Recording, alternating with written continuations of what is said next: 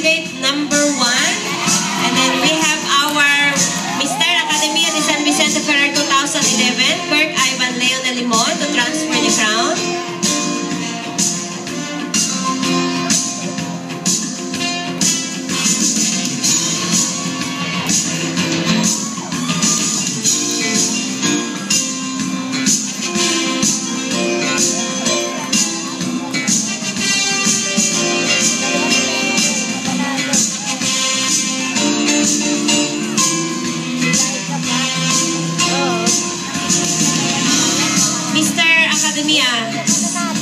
All the candidates, winners, please wait for Miss Academia de San Vicente Ferrer on stage.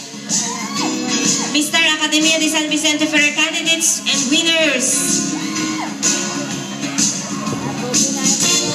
Teacher Janet and Teacher Jenny, please let them stay on the stage.